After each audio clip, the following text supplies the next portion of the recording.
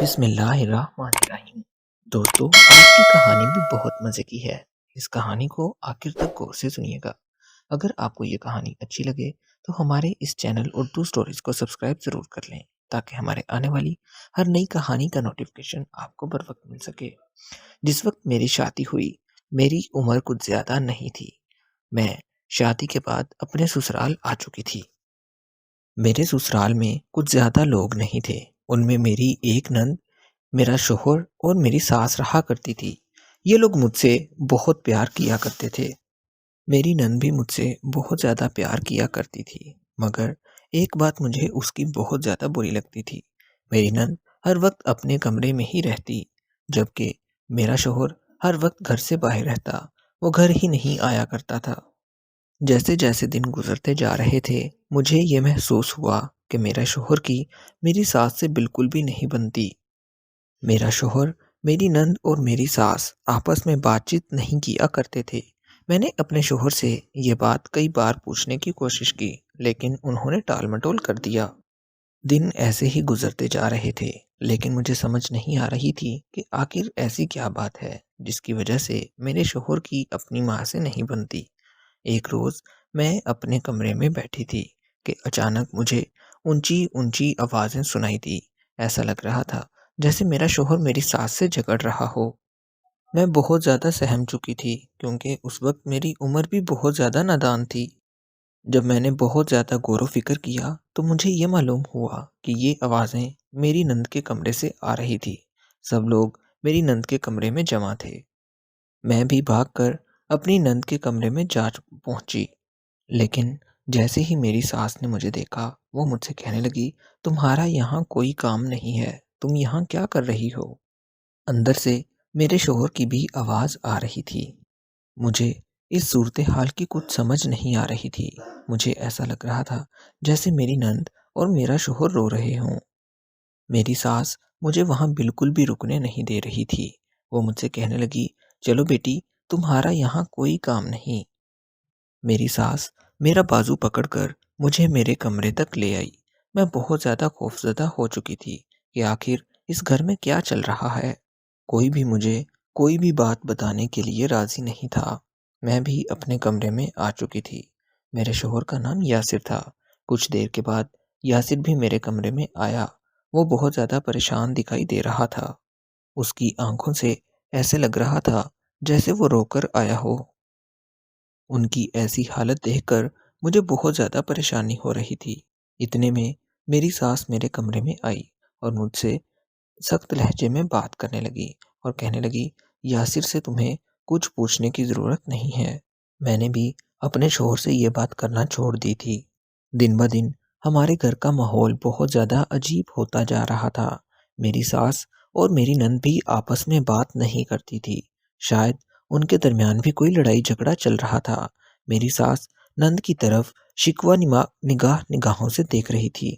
यासिर भी अब मेरी नंद और अपनी माँ के साथ खाना नहीं खाते थे, बल्कि वो मेरे साथ कमरे में ही खाना खा लिया करते थे। एक रोज़ नाश्ता करने के बाद यासिर घर से चले गए। मेरी सास मेरे पास आ गई और अपनी चादर मेरे पाँवों में रख दी और मुझसे कुछ मांगने लगी। मेरी सास मेरे पाँव पकड़कर मेरी मिन्नतें करने लगी। मुझे समझ नहीं आ रहा था कि मेरी सास क्या कर रही है। मैंने अपनी सास से पूछा, अम्मा, क्या हुआ है? मैं बहुत हैरत से पूछ रही थी। मेरी सास मुझसे कहने लगी, मुझसे एक वादा करो। मेरी सास की आंखों में से ज़ारो कतार आंसू बह रहे थे। मैंने अपनी सास से पूछा कि आप कहना क्या चाहती हैं? मेरी सास मुझसे कहने लगी, कुछ भी हो जाए, मेरी बेटी और मेरे बेटे की लड़ाई के बारे में तुम कभी किसी तीसरे इंसान को नहीं बताओगी और ना ही इस घर की बात बाहर निकालोगी। मैं अपनी सास की तरफ बहुत ज़्यादा हैरत भरी निगाहों से देख रही थी। मुझे ऐसे लग रहा था जैसे मेरी सास पागल हो चुकी है। मैंने भी अपनी सास से कह दिया कि मुझे इस घर के मामलात का बिल्कुल भी नहीं पता, जो मैं जाकर दूसरों को बताऊंगी। मैंने अपनी सास से कहा कि आप बिल्कुल भी फिक्र ना करें, मैं इस घर के बारे में किसी को भी नहीं बताऊंगी।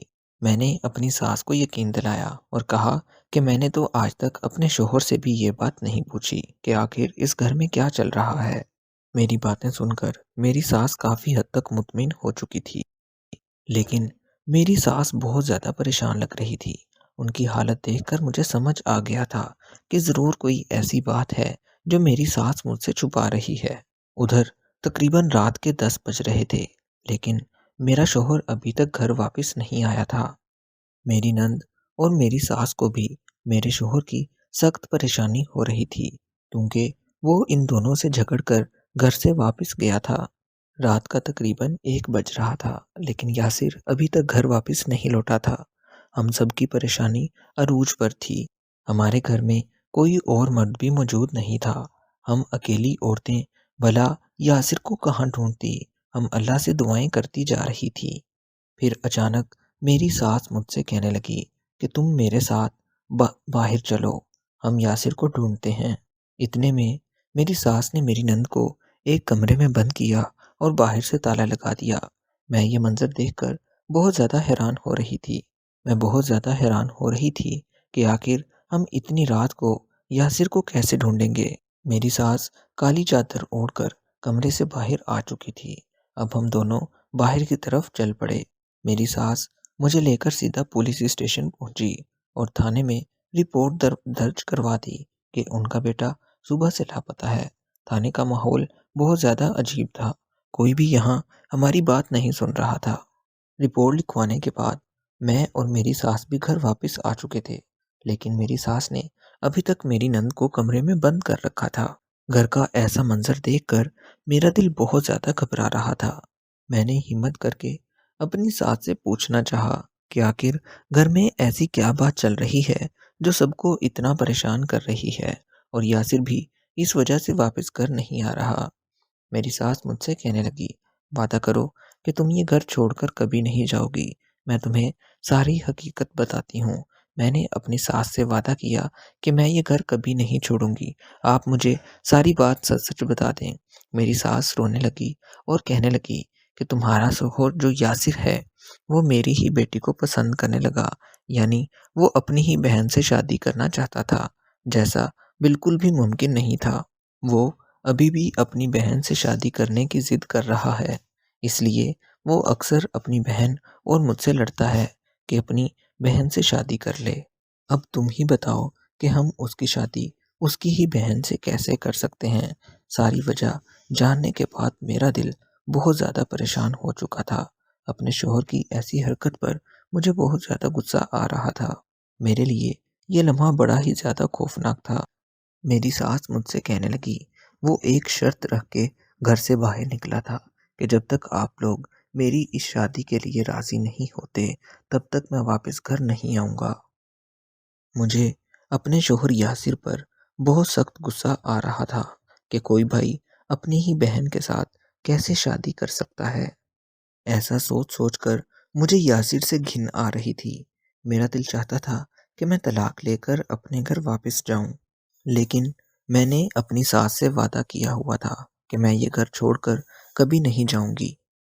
3 दिन के बाद यासिर घर वापस आ चुका था और उसकी मोहब्बत का भूत सारा उतर चुका था, क्योंकि मेरी सास ने मेरी नंद की शादी अपने ही भतीजे से कर दी थी।